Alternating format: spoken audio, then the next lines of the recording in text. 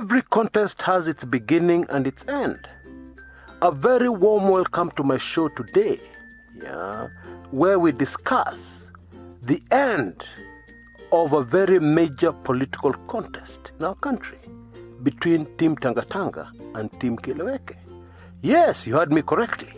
I believe we are rapidly hurtling towards the end. There are too many signs that seem to suggest this.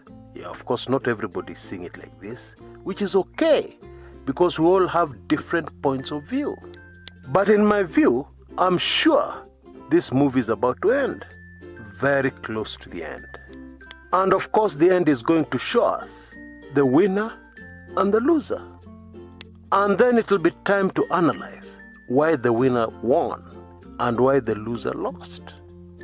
Karibu sana and enjoy.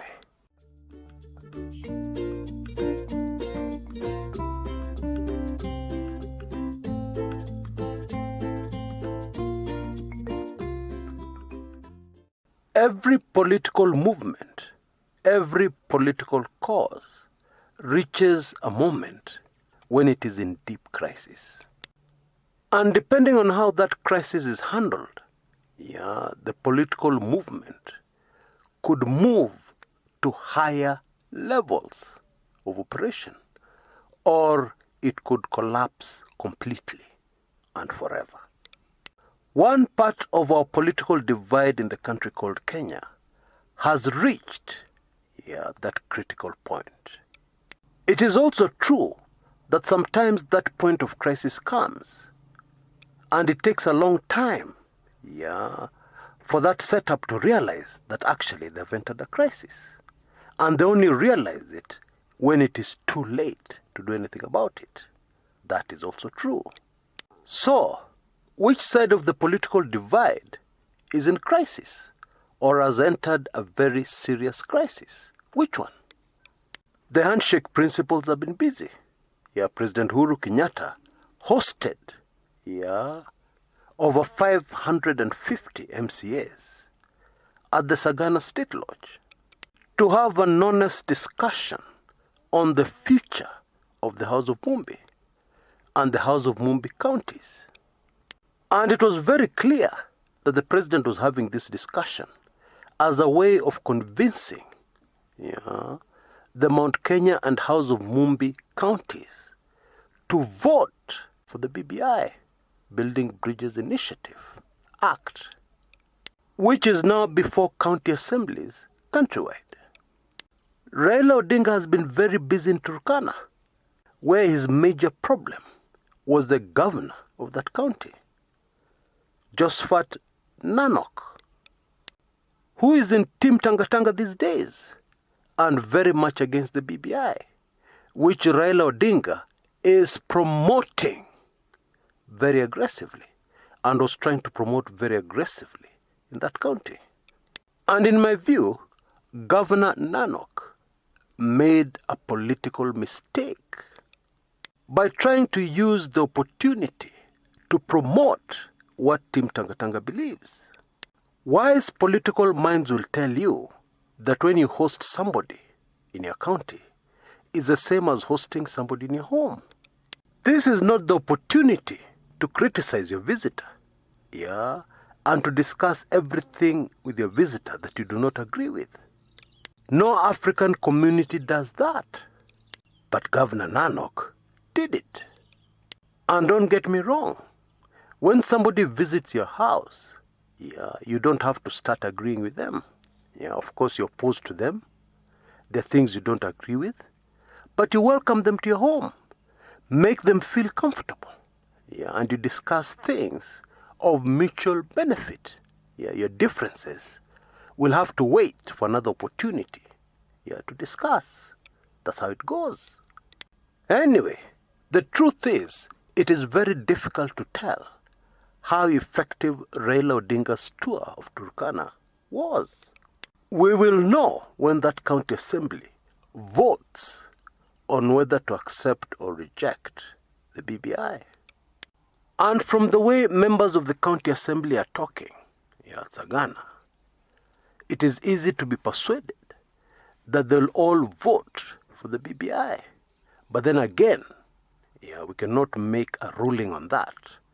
We just need to wait and see how the Mount Kenya county assemblies vote concerning the BBI very shortly. Then we'll know whether the president was successful in getting them to turn around and support the BBI fully. Leader of Team Tanga Tanga, William Samoei Ruto, is touring the coast, promoting his wheelbarrow agenda. And at a rally in Kisauni, it was really a sight to behold, because those who addressed the rally stood on an old wheelbarrow. In my view, it may have been a great idea on paper, but practically, visually, it was a mess. So much so that when the deputy president stood up to address the people, he shelved the wheelbarrow. And they had to make another quick makeshift place for him to stand on. It looked like a table. Clearly, even as Raila Odinga and Uhuru Kenyatta face the challenges, the deputy president also has his many challenges. Things are definitely not the same as they used to be. The deputy president is facing much more noisy audiences. Because before, they would keenly listen to his message.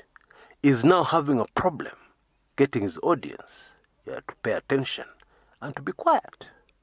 And it is very possible that there's some sabotage happening coming in from Team Kieleweke, his political enemies. That's very possible.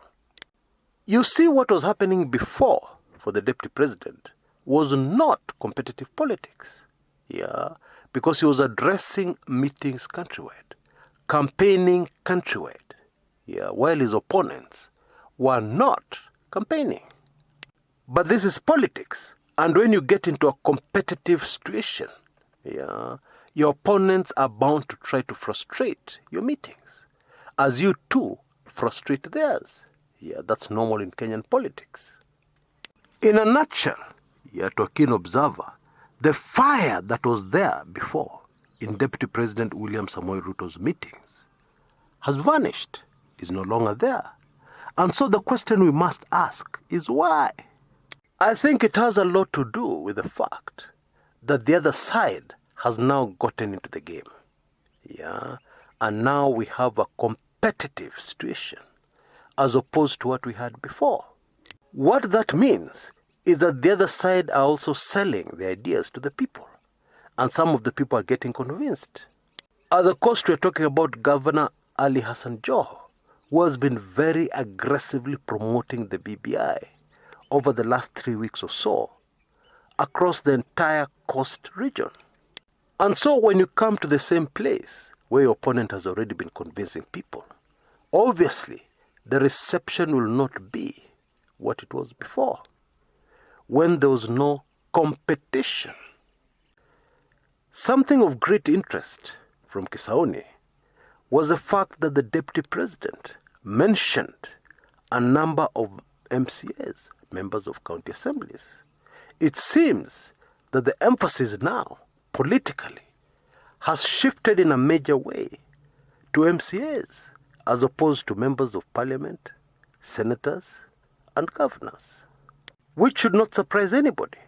It is the members of the county assemblies who will vote and decide the fate of the BBI. So which side of the political divide is in a crisis? Let me put it this way. You go to a dance, and when you arrive at the dance, there's already a very world-renowned dancer who has been dancing for hours. They've displayed all their styles, all their moves. And they did this before the dance proper started. So when the rest of the people arrive and the dance proper starts, who do you think is in trouble? Is it the dancers who are fresh? They have not started. They have not shown any of their moves. Or is it the dancer who has shown us all their moves? You tell me. You will need to answer that question for yourself. Now, when Raila Odinga started his political career, William Samoei Ruto was still in school. And Raila Odinga has gone through all kinds of challenges, and mostly come out on top. But of course, somebody can argue quite convincingly, that Raila Odinga is old and tired, as opposed to William Samoei Ruto, who is still young and energetic and full of new ideas.